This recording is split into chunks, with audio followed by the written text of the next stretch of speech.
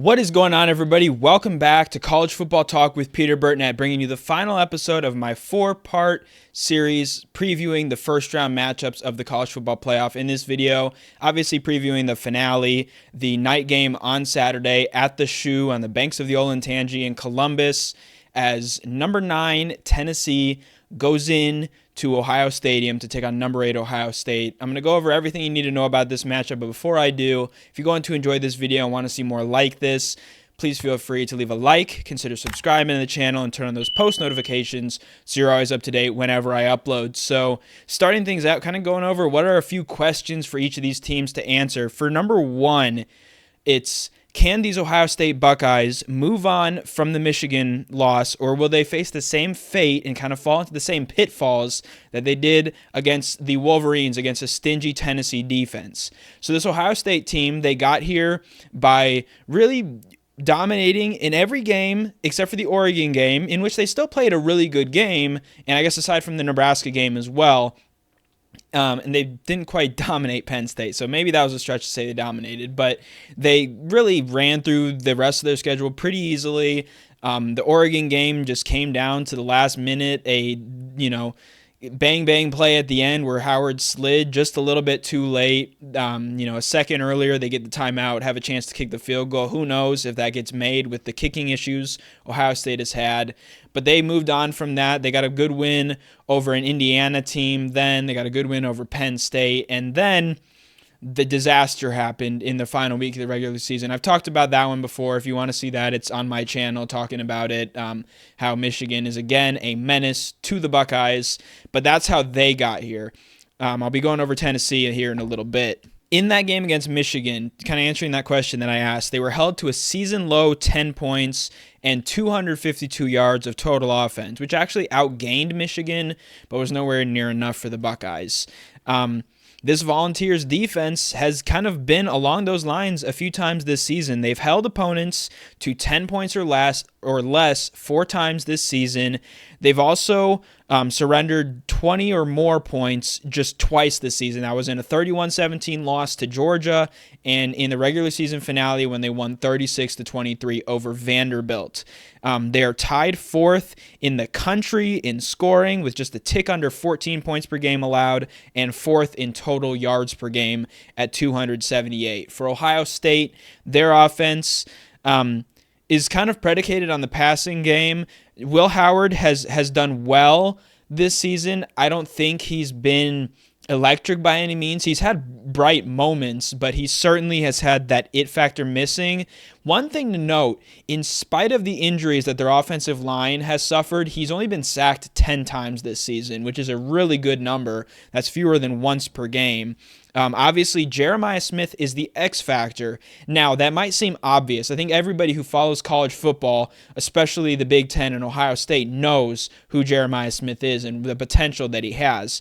But in the last 2 games, which are the win over Indiana and the loss to Michigan, he's been held to just 69 receiving yards, just a tick under 70. So that's kind of something that's key to keep an eye on. It didn't really factor into the win over the Hoosiers, but it certainly played a role over Michigan, even though he did have a receiving touchdown in that game. So how he does will be very important for Ohio State. And Emeka Ibuka, Brandon Inniss, Carnell Tate, even G. Scott, how they factor into the passing game will be important.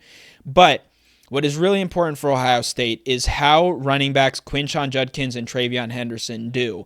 They have been excellent at times this season, but they've also kind of gone missing in some of these big games this year. Oregon, they didn't run for a whole lot of yardage. Michigan, same story there. It was actually a really poor performance against the Wolverines because the Buckeyes tried to do that for whatever reason, and it didn't work.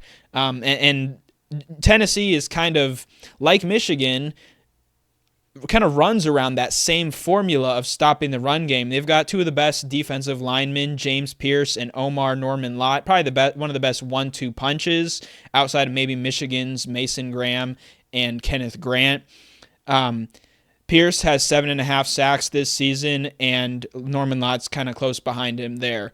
So that's going to be the key on the on that side of the ball, Ohio State's offense going up against Tennessee. I think the Buckeyes are able to get a little bit more going as long as they stick with the pass. If they try to get into the, ground and pound game, I don't think it's going to go well for them. And I could see exactly what happened against Michigan happening in this game. Now, going over Tennessee and talking then about their offense, the Volunteers got here with a pretty good start to the season. Then they had that surprising upset loss at Arkansas where their offense went completely absent. And then kind of in that midseason stretch, they struggled against Florida then next, home against Alabama, and at Georgia. All fairness to them, Georgia has one of the top defenses in the country, but still, they struggle to get the ball rolling. I think they've been billed as a poor offense this season, but they're actually second in the SEC in scoring with over 37 points per game and second in total yards with just about 463 yards. Nico Iamaleava has thrown for 2,500 yards, 19 touchdowns, and 5 interceptions. He has had some questionable decision-making this season, including in that game against Arkansas, really especially on the final play, but kind of throughout, goes trying to run the ball. Maybe he saw an opening that closed up quickly, but as time expired, tried to run the ball when he should have been passing into the end zone. So that's one thing that stood out to me this season. But other than that, he has looked pretty good this season. Nothing remarkable, but has done a good job kind of managing the game. One guy who goes under their radar, though, is Tennessee's offensive star. That's Dylan Sampson. He's a top 10 running back nationally with 1,485 yards and 22 touchdowns. So we know what we're going to get from him. We know that he's going to be able to run the ball. This Ohio State defense, though, is among the best in the country. In fact, they're the best in scoring defense. They do really well against the rush and against the pass. I'll pop up those numbers here. But the question to me is some of their star players who were top prospects coming out of high school or who have been billed as NFL draft prospects. A guy like Jack Sawyer, who did have a big play with the interception at the goal line against Michigan, but then missed a potential tackle that would have stopped Michigan. Instead, they picked up, I think, 20 yards on a run. And then JT Tuimoloau has really kind of gone absent in these big games, aside from maybe that Penn State game last year, 2 years ago now, where he really had a big game, I think a couple of picks. And it's kind of similar for cornerbacks Davison Igbinosun and Denzel Burke. Both of those guys have done a really good job. They're not way up there in terms of the interceptions. I think both have a couple each. Maybe one of them has 3 this season. But they do sometimes get beaten. I don't think that'll be as much of a risk as it would be, for example, against Oregon. I think Dante Thornton is a really good receiver for the Volunteers, but there's not much behind that. They certainly run the ball more. And so I think this is an opportunity for Sonny Styles and Cody Simon, who are the top 2 tacklers for the Buckeyes, to step up. They're also both top 4 on the team in sacks. So this game, there's been a lot of kind of surrounding it, I guess, off the field, on the field, however you want to look at it, of Tennessee fans trying to invade the Horseshoe. I think Tennessee fans I'd expect to travel fairly well. It's just a trip up 75. It seems like they've been able to get their hands on a good amount of secondary market tickets that aren't selling for a lot of money. So that could be something to watch. Either way, it's going to be a raucous Scarlet the Shoe environment. I think Ohio State is one of the top defenses. I think Tennessee's offense has been kind of maligned quite a bit this season. They did struggle against their best opponents, but I think they have done a really good job otherwise this season, and I think they'll be able to find some opportunities here.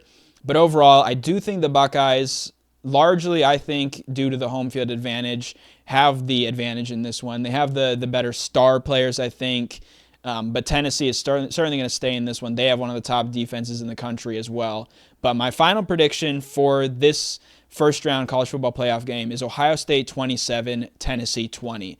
But that is my rundown of the college football playoff first round. I'll have a video come in later on Friday, probably, where I'll put all these videos together. So if you stuck around to this point in the video, thank you so much for taking the time to watch College Football Talk. I'm your host, Peter Burtnett, signing out. Peace.